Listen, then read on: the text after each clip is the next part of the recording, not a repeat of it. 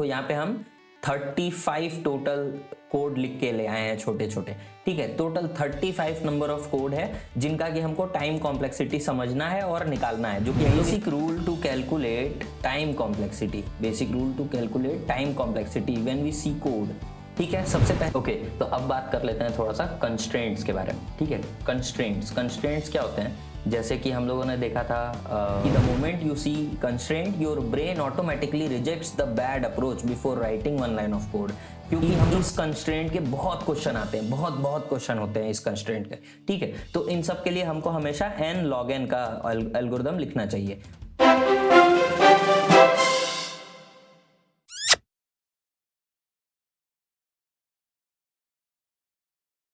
Okay, तो अब बात कर लेते हैं थोड़ा सा कंस्ट्रेंट्स के बारे में, ठीक है। कंस्ट्रेंट्स क्या होते हैं, जैसे कि हम लोगों ने देखा था फॉर एग्जांपल अगर ऐसा दिया हो कि 1 से लेके less than is equals to n which is less than is equals to 2 into 10 to the power 4, ऐसा कुछ दिया है लेट से, है ना। ऐसा ही कुछ भी कंस्ट्रेंट इसी तरह से दिया होता है एक प्रॉब्लम में, ठीक है। हम लोगों को इसको इसके हिसाब से कुछ ऑपरेशंस करने होते हैं। तो सबसे पहले इस एक चीज को देखते हैं। क्या होता है कि देखो, the moment you see constraints, किसी भी प्रॉब्लम में the moment when you see a constraint your brain automatically rejects the bad approaches before writing one line of code. इसका क्या मतलब है, देखो क्या हो रहा है ना, मतलब हम लोग को जैसे ही कंस्ट्रेंट्स देख लेते हैं तो हम लोग को कहीं ना कहीं पता चल जाता है कि इसमें क्या काम करेगा क्या नहीं काम करेगा, ठीक है। तो जैसे फॉर एग्जाम्पल देखो, हम यहाँ पे ना इसको लिखे हुए हैं अच्छे से।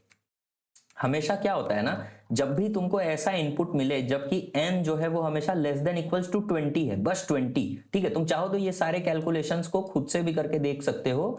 जब हम लोग 10 टू द पावर 8 को अपना लिमिट बनाए कि 2 टू द पावर n जो है मैक्सिमम 10 टू द पावर 8 आ सकता है, तो इसको सॉल्व करोगे ना तो ये लेस देन इक्वल टू 20 ही हमेशा आएगा। इतने के अंदर है तभी ये 10 टू द पावर 8 तक समा सकता है, नहीं तो नहीं हो पाएगा, ठीक है। इन द सेम वे अगर हम लोग n फैक्टोरियल का बात कर रहे हैं तो n फैक्टोरियल जो होता है और छोटा होता है, सबसे कम तो ये 10, मैक्सिमम 10। इसका मतलब जब कभी भी कोई ऐसा क्वेश्चन आ गया जिसमें कि n का जो रेंज दिया है वो सिर्फ 10 दिया है, 10 से कम ही दिया है, 10 दिया है, 7 8 9 इस तरह का, तो इसका मतलब है कि तुम कितना भी खराब से खराब अप्रोच उसमें लिख दो वो चल जाएगा, है ना। क्योंकि सबसे खराब अप्रोच क्या लिख सकते हैं हम लोग, n फैक्टोरियल जैसा कोई भी खराब तुम एल्गोरिदम बना के लिख दो तो वो चल जाएगा, ठीक है। अभी देखो क्या होता है, जब कभी हम लोग को दिखे कि n की वैल्यू जो है हमेशा 200 300 400 इतना ही है ना। मतलब अगर कभी कंस्ट्रेंट अपने को दिया हो n जो है 1 से लेके लेस देन इक्वल्स टू इस तरह से जाके 300, है ना, या 400, ऐसा कुछ दिया हुआ है अगर, तो ये इसका मतलब है कि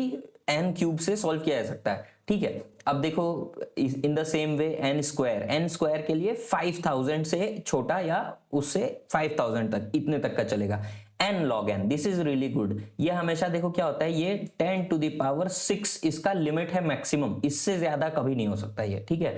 हमेशा बहुत सारे प्रॉब्लम तुम देखोगे 5 इंटू 10 टू द पावर 5, इस कंस्ट्रेंट के बहुत क्वेश्चन आते हैं, बहुत क्वेश्चन होते हैं इस कंस्ट्रेंट के, ठीक है। तो इन सब के लिए हमको हमेशा n log n का एल्गोरिदम लिखना चाहिए। उसके बाद फिर क्या होता है, देखो n होता है, n का क्या है 10 टू द पावर 7 प्लस। अगर 10 टू द पावर 7 जैसा कुछ नंबर आ गया इनपुट में, तब भी हम लोग 10 टू द पावर 8 से less than equals to type का आंसर बिग ऑफ n लिख के ले आ सकते हैं, है ना। देखो 10 टू द पावर 7 है, अगर तुम बिग ऑफ n लिखोगे तो 10 टू द पावर 7 से थोड़ा आगे पीछे इतना ही रहेगा, तो 10 टू द पावर 8 से लेस देन इक्वल टू है ये, है ना। तो हमेशा कंस्ट्रेंट जब भी देखना है तो हमेशा इसी तरह की बात सोचनी है ना।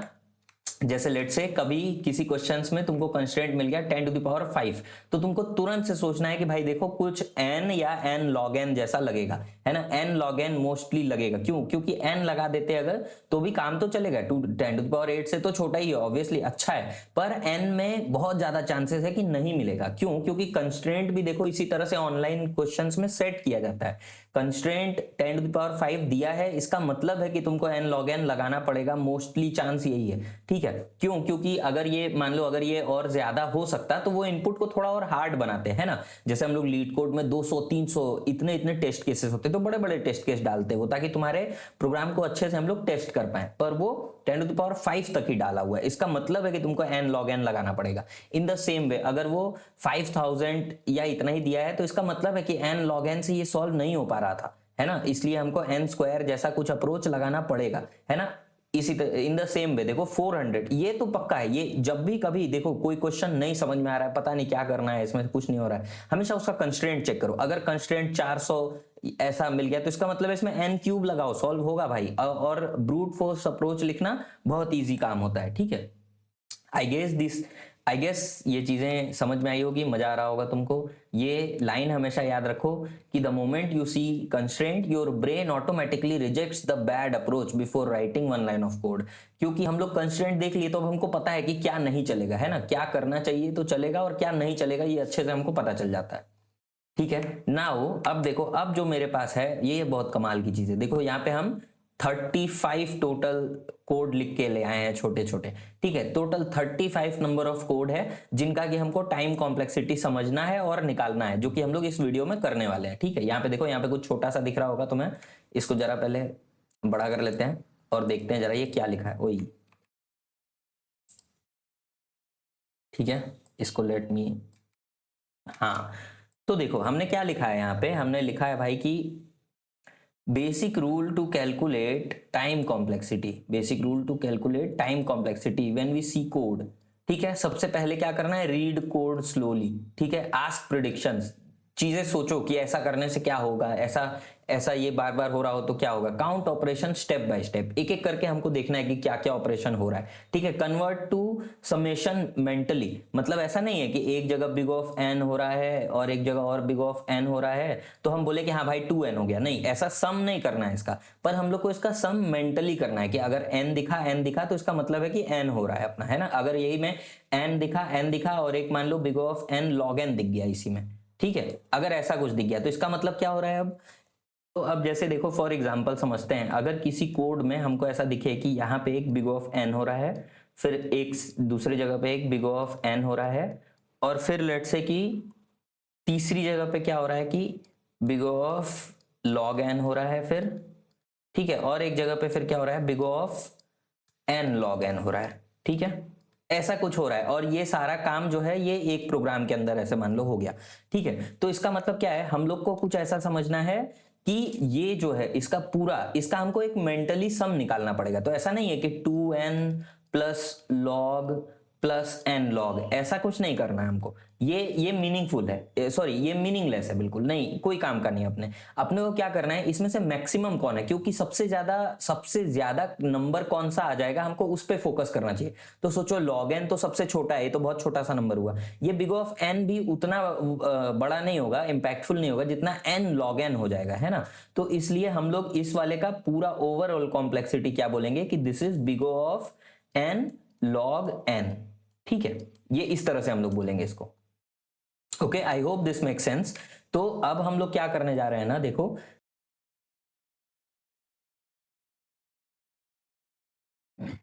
तो अब देखो मेरे पास टोटल 35 क्वेश्चंस हैं, इतने सारे ये जो हैं ये सब अलग अलग 35 कोडिंग प्रॉब्लम्स हैं जिनका कि हम लोग को टाइम कॉम्प्लेक्सिटी एनालिसिस करके देखना है और समझना है, एकदम जल्दी जल्दी से करेंगे, ठीक है। सबसे पहले इसका बताओ भाई क्या होना चाहिए। ओके तो ये जो है for i is equals to 0 i less than n i plus plus और सी आउट i, तो इसका मतलब क्या है, ये एक फॉर लूप चला रहा है जो कि मतलब हुआ कि बिग ऑफ n हुआ, सिंपल, एकदम सिंपल बात, ठीक है। अब इसमें बात करते हैं, देखो i इज इक्वल्स टू 0 से लेके n तक जा रहा है ये, और फिर j भी जो है 0 से लेके n तक जा रहा है, मतलब ये भी हुआ बिग ऑफ n और ये यहाँ वाला ये जो है ये हुआ बिग ऑफ n, है ना। तो इसका मतलब ये ओवरऑल पूरा क्या बना देगा, ये बना देगा बिग ऑफ n स्क्वायर, ठीक है। आई होप कि तुम इन चीजों को समझ रहे होगे। चलो तो अब जल्दी से तुम बताओ इसका क्या होना चाहिए।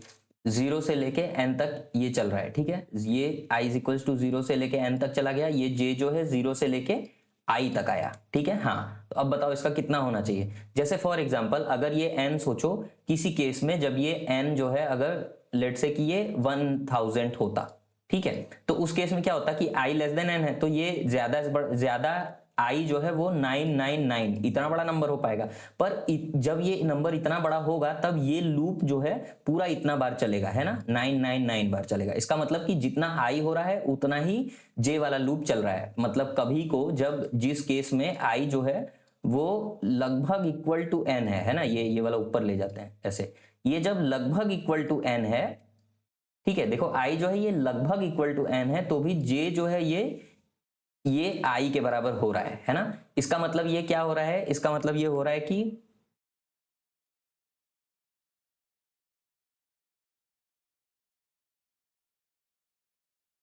इसका मतलब हो रहा है कि ये भी बिग ऑफ एन स्क्वायर हुआ। ठीक है, क्यों एन स्क्वायर हो रहा है, क्योंकि देखो ये जो एन है, आई जो है कभी ना कभी तो एन के बराबर हो जाएगा। अभी थोड़ा कम है, 1 कम 2 कम 5 कम 10 कम, इस तरह से कम है, लेकिन पर कभी तो एन के बराबर होगा। और जितने बार भी ये एन से अगर एक भी कम है तो क्या से जे भी उतनी ही बार चल रहा है, और ये इतना इंटू इतना हो रहा है क्योंकि एक के अंदर एक है ना। तो इसका मतलब ये क्या हो रहा है, ये एन स्क्वायर हो रहा है अपना। ठीक है, I guess this make sense. अभी क्या है फोर्थ वाले का, देखो दिस इज वेरी इंपॉर्टेंट। इसमें क्या हो रहा है, for i is equals to 1 से लेके i less than n, i into is equals to 2 हो रहा है यहाँ पे, है ना। देखो इंटू इज इक्वल्स टू 2 हो रहा है यहाँ पे, है ना। तो जैसे अभी अभी इसके बारे में सोचते हैं थोड़ा। मान लो कि अगर एन जो है 100 होता है ना, एन अपना 100 होता है, तो आई कैसे शुरू हो रहा है, देखो आई 1 से शुरू हुआ, 1 के बाद फिर क्या होगा 2, फिर 2 के बाद क्या होगा, 2 के बाद 2 करेंगे तो ये मतलब बनेगा 4, है ना। फिर 4 के बाद बनेगा 8, 8 के बाद 16, 16 के बाद 32, 32 के बाद 64, 64 के बाद 128, है ना। तो अब ये गलत हो गया, अब ये नहीं चलेगा। तो इसका मतलब कितनी बार में हुआ, देखो 1, फिर ये 2 बना था तो दूसरा, फिर ये तीसरा, चौथा, पांचवा, छठवां, सातवां, है ना। 6.66 log 10 की वैल्यू आ रही थी, log 100 की वैल्यू आ रही थी, 6.66 वो वैल्यू आ रही थी, राइट। तो अभी ये देखो 7 बार में ये पूरा पूरा कट गया, है ना। इसका मतलब कि इसका टाइम कॉम्प्लेक्सिटी कितना आ रहा है, log n। तो इसका कितना आया था अपने पास अभी, log n। ठीक है ना, I hope this make sense. In the same way देखो 5 वाले के लिए भी हम लोग क्या कर रहे हैं, n से शुरू कर रहे हैं और 0 तक जा रहे हैं, वही सेम काम। यहाँ पे क्या किया था, 1 से लेके n तक गए थे, यहाँ पे n से लेके 0 तक जा रहे हैं। ठीक है, और देखो ये ग्रेटर देन 0 है, यहाँ पे 1 इक्वल टू से शुरू किया था, इसलिए लेस देन इक्वल टू भी है यहाँ पे, है ना। तो अल्टीमेटली बात ये है कि ये भी बिग ऑफ log n है। ठीक है, okay, so let's go ahead, देखते हैं और क्या क्या है। ओके, इसका क्या होना चाहिए, आई इज इक्वल टू 0 से लेके i less than n, i plus plus, j is equal to 0 से लेके j less than n, j plus equal to 2। देखो हाँ, अब यहाँ पे क्या हो रहा है, ये वाला जो है ये तो बिग ऑफ एन हो रहा है। ठीक है, ये वाला जो है ये क्या हो रहा है, देखो ये +2 हो रहा है ना। इसका मतलब अगर 1 से लेके 100 तक जाते हम लोग तो 50 बार में जाता, अगर 1 से लेके 1000 तक जाते तो 500 बार में जाता, है ना। मतलब आधे बार में जा रहा है। इसका मतलब कि ये कह सकते हैं हम लोग कि ये बिग ऑफ n/2 है ना।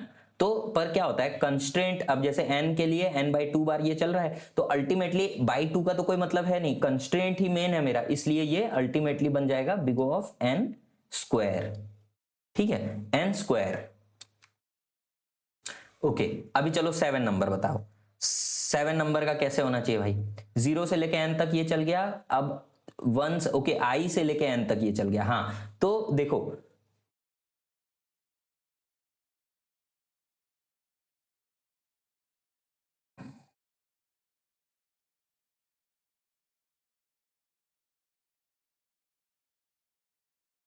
हाँ ओके, जिस तरह से हम लोगों ने देखो पिछले वाले में बात किया था, यहाँ पे तो देखो एक क्लियरली ये बिग ऑफ n हो रहा है ना, एकदम सिंपल 0 से लेके n तक जा रहा है। पर ये सेकंड वाला जो लाइन है इसमें क्या हो रहा है भाई, अब अगर तुम इसको ध्यान से देखो तो यहाँ पे i से स्टार्ट हो रहा है n तक जा रहा है। ठीक है, i की वैल्यू क्या हो सकती है, कुछ भी 0 से लेके n तक, पर ये जा रहा है n तक, तो i की वैल्यू जब 0 है तब तो n तक चलेगा ही, है ना। फिर 1 है तब भी n-1 बार चलेगा, बट n तक तो चलेगा ही। तो इसका मतलब ये क्या हो रहा है, ये भी बिग ऑफ n हो रहा है। तो इसका मतलब ये भी overall big of n square हो रहा है। ठीक है, तो इन द सेम वे देखो तुम चाहो तो इसको चेक करो, 8वां है, 9वां है। ठीक है, हम लोग थोड़ा थोड़ा आगे चलते हैं।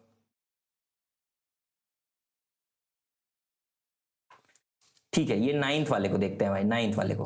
ठीक है, 9th वाले के लिए क्या हो रहा है, i इज इक्वल्स टू 1 से लेके n तक i प्लस प्लस, यानी कि ये तो बिग ऑफ n हुआ। ठीक है, अब ये क्या है, 1 से लेके ये कितनी बार चल रहा है, देखो i इंटू आई के बार तक चल रहा है ना। ये i बार तक नहीं चल रहा है, ये i इंटू आई तक चल रहा है।